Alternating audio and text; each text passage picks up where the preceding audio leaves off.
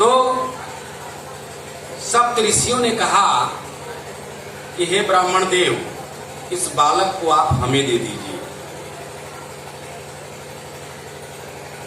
ब्राह्मण कहे कि भाई इसका आयु तो वैसे ही कम है, दूसरे अब 6 महीना से भी घट गया, और आपको कुछ दिन हमारे साथ रहेगा, मेरा बेटा है, फिर हम आपको दे देंगे, बड़ा कष्ट होगा। बड़ा सोच में पड़ गए।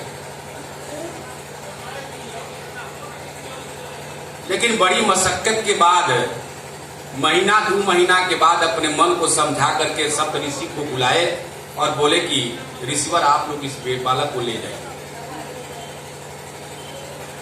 अब वह आयु घट करके बिल्कुल निकटतम हो गया था। अब समझिए कि मात्र 10-12 दिन। सप्त ऋषि भी चिंतित थे। मैंने वरदान दिया है, कुछ न कुछ करना होगा, नहीं तो सारी बात झूठी हो जाएगी। इन लोगों ने बालक को लिया,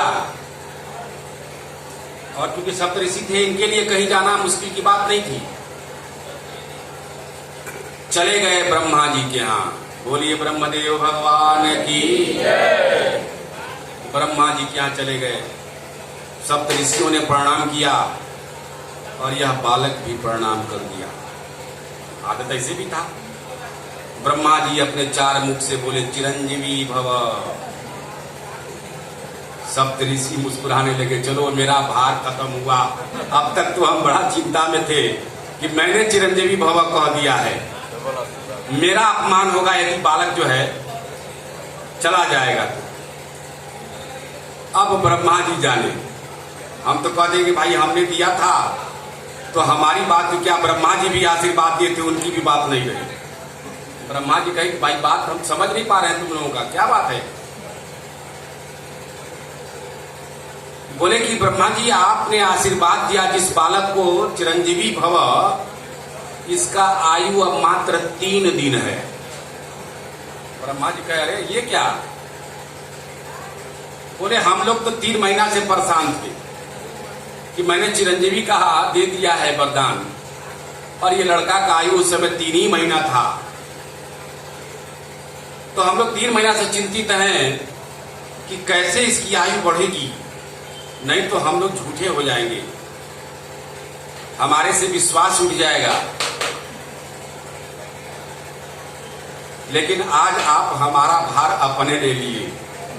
बोलिए वृंदावन बिहारी लाल की जय। ब्रह्मा जी कहे कि भाई अपने सर का भार हमको, ये तो तुम लोग हमको फंसा दिए हैं, बताए भी नहीं और फंसा दिए पहले ही। अच्छा कोई बात नहीं, चिंता करने की बात नहीं है, चलो वहीं चला जाए। करालम महाकाल कालम कृपालम, भाभी मेट हूं त्रिपुरारी, है ना।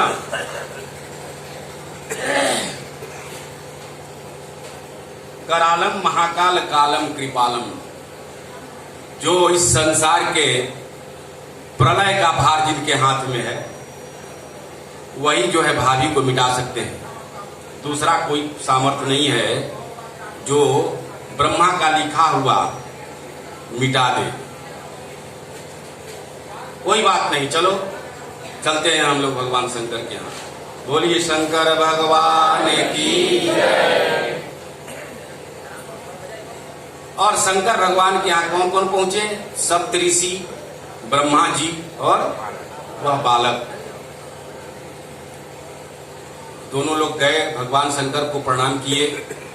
बालक साष्टांग प्रणाम किया। शंकर जी 5 मुख से उसे कह दिए चिरंजीवी भव, चिरंजीवी भव। ब्रह्मा जी भी मुस्कुराए, चलो भला हमारा बात खत्म हुआ, बड़ा टेंशन था। अब शंकर जी जाने, शंकर जी के काम जाने।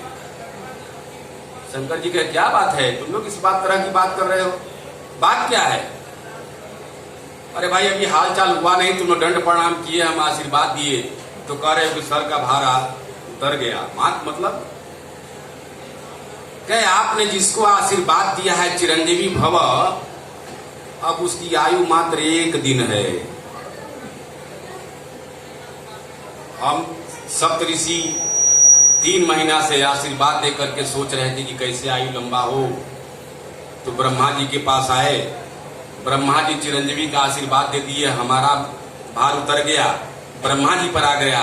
और आज ब्रह्मा जी जो है अपना भार आपको दे दिए। बोली शंकर भगवान की जय। लेकिन करालम महाकाल कालम कृपालम, जिस पर कृपा करते हैं भगवान शंकर, काल जो है मजाल नहीं है कि छू दे। काल का क्या मजाल। भगवान शंकर कहे कोई बात नहीं, इस बालक को मेरे पास छोड़ दो और तुम लोग जाओ निश्चिंत होकर। बालक को वहीं छोड़ करके सप्तऋषि ब्रह्मा जी अपने अपने लोक को चले गए। भगवान शंकर बोले कि बेटा एक काम करो, तुम ओम नमः शिवाय का जाप करते हुए ओम नमः शिवाय, ओम नमः शिवाय, ओम नमः शिवाय, ओम नमः शिवाय, ओम नमः शिवाय, ओम नमः शिवाय।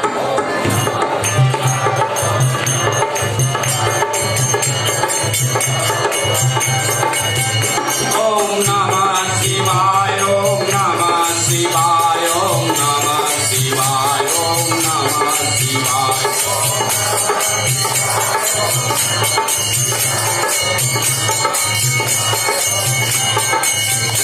ओम नमः शिवाय, ओम नमः शिवाय, ओम नमः शिवाय, ओम नमः शिवाय।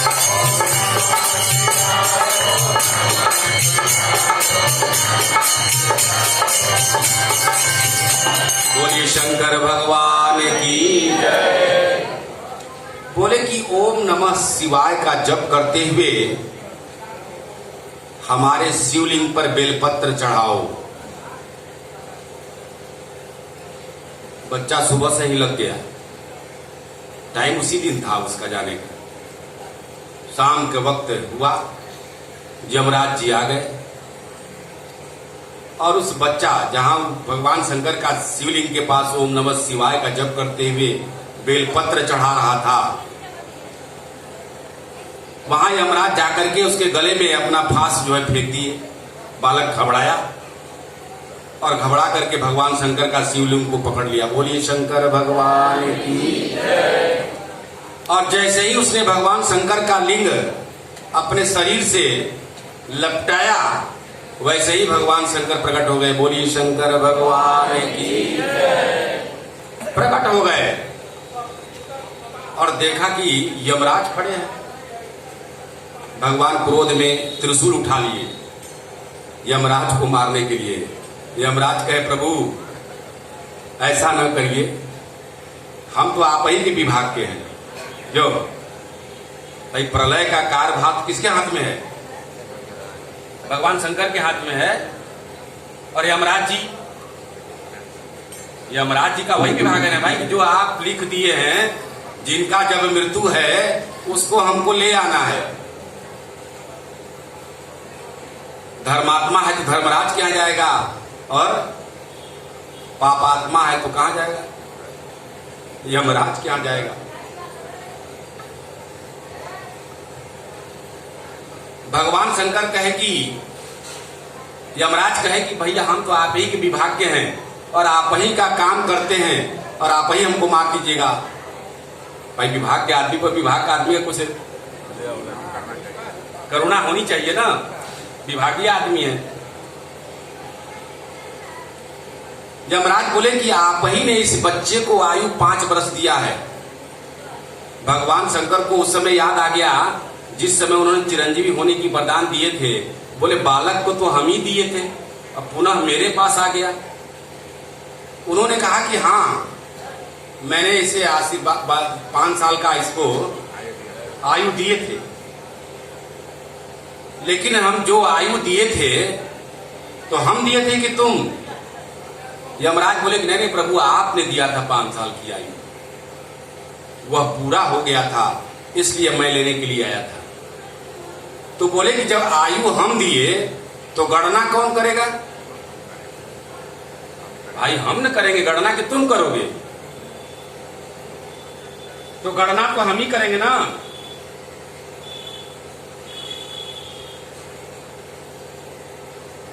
बोले हमने जो इसकी आयु दिया है 5 साल, वो तुम्हारे हिसाब से नहीं, हमारे हिसाब से है।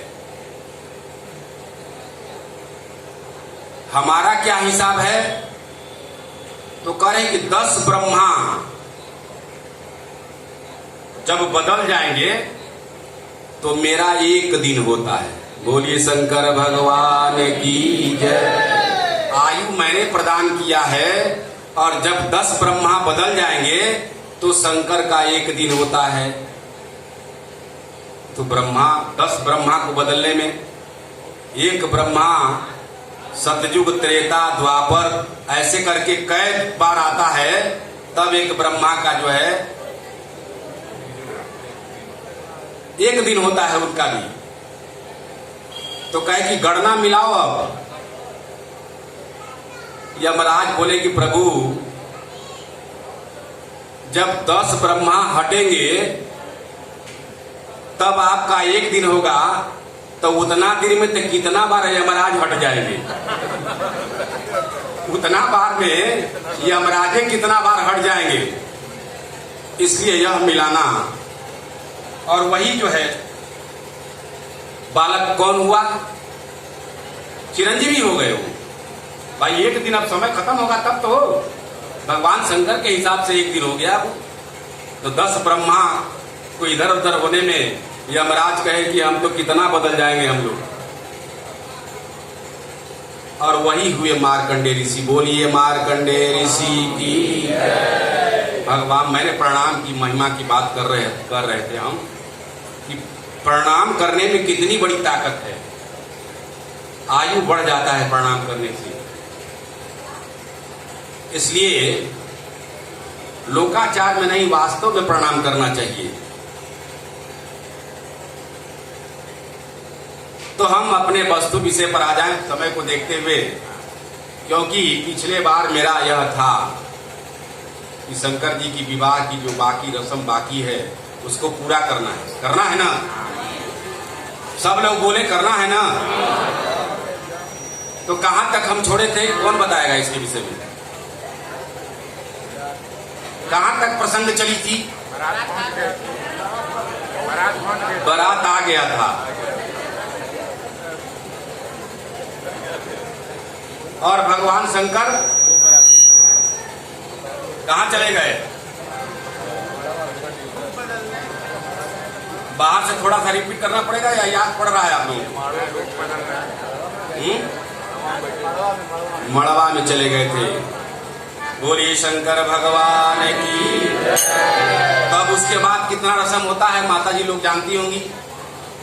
दूल्हा द्वार पूजा के बाद जब अंदर जाता है तो पहला रस्म क्या है? आसन भव्य मिलता है उनको, स्टेज बना रहता है ना, दूल्हा स्टेज पर बैठता है। तो भगवान शंकर, अच्छा एक चीज और मैं बता दूं आप लोगों को कि पार्वती जी को जो पिता थे, क्या नाम था? सती के पिता का नाम दक्ष है, हिमांचल नाम था। राजा हिमांचल शादी की तैयारी बहुत भव्य रूप से किए थे। सारे पर्वतों को दिए थे निमंत्रण, सारे नदियां, सारी समुद्र, और सब लोग जो है अपने यहां से चल आए थे, और सब रत्न लेकर के आए थे गिफ्ट देने के लिए, उपहार।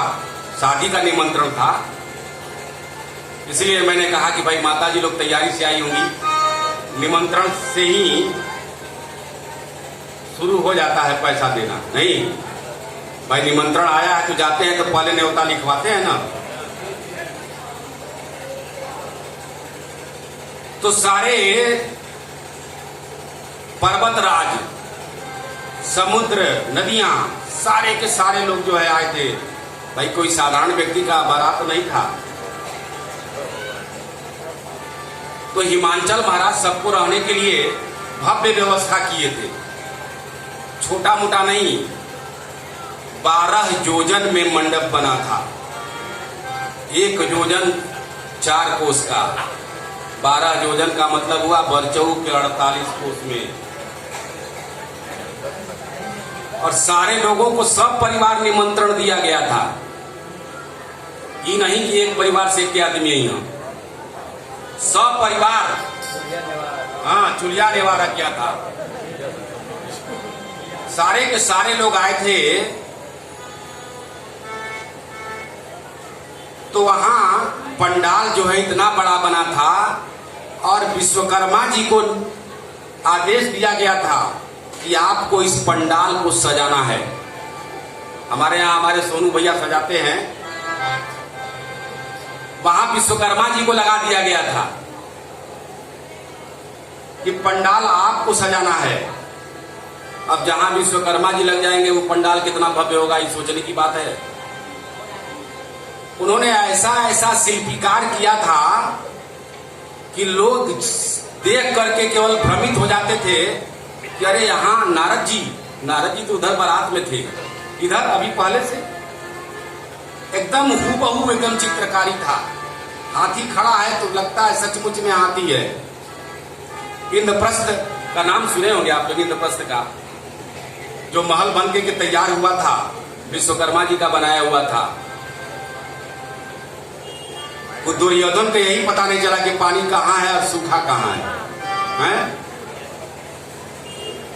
तो भाई अब विश्वकर्मा जी का बनाया हुआ था और वो इतना बढ़िया मंडप बना हुआ था कि जिस देवता का जैसा निवास है उसके अनुसार वैसा ही वहां जो है रहने की व्यवस्था की गई थी। ये नहीं कि एक रूम में 10 आदमी को चाहता ना, वो बात नहीं था। एक रूम में एक ही लोगों की परिवार रहेगी। बोलिए वृंदावन बिहारी लाल की जय। यह भव्य व्यवस्था था। तो भगवान शंकर जब प्रवेश किए घर में, तो आप सोचिए कि आसन कैसा लगा होगा उनका। उनका आसन कैसा लगा होगा। एक छोटा सा भजन दे दें हम आप लोगों को। बड़ी देर से शांत बैठे हैं लोग, क्योंकि भगवान आए हैं तो कैसा होना चाहिए। अरे सजा दो घर को गुलशन सा, सजा दो घर को गुलशन सा, मेरे सरकार आए हैं। सजा दो घर को गुलशन सा, मेरे सरकार आए हैं। मेरे सरकार आए हैं, मेरे सरकार आए हैं, मेरे सरकार आए हैं। सजा दो घर को गुलशन सा, मेरे सरकार आए हैं। सजा दो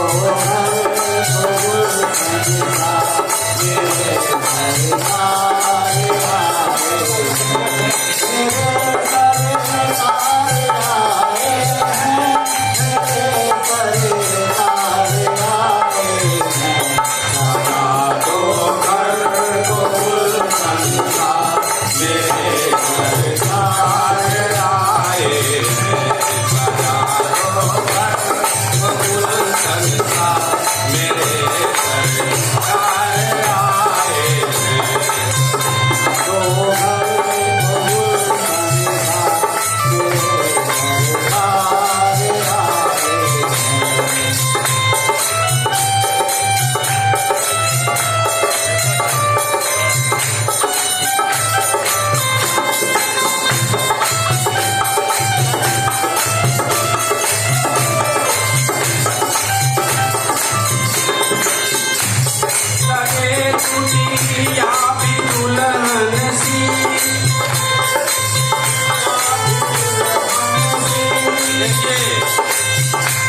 नहीं है लेकिन कुटिया है।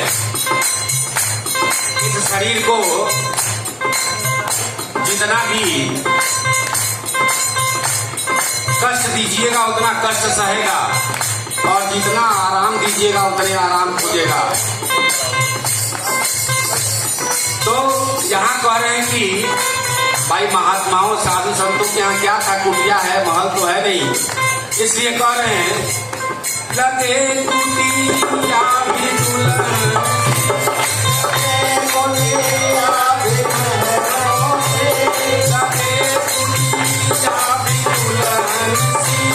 लगे कुटिया भी दुल्हन से मेरे सरकार आए, मेरे सरकार आए, लगे कुटिया भी दुल्हन सी मेरे सरकार आए, लगे कुटिया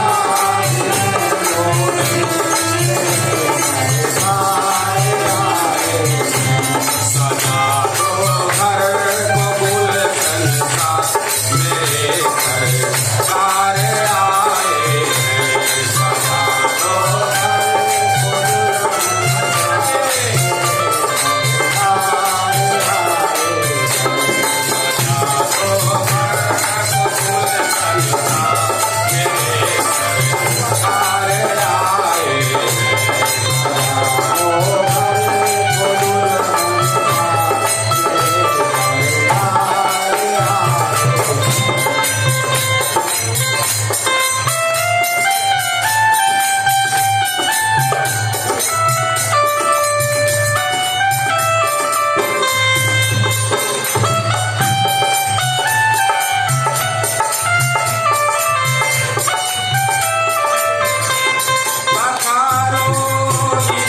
चरणों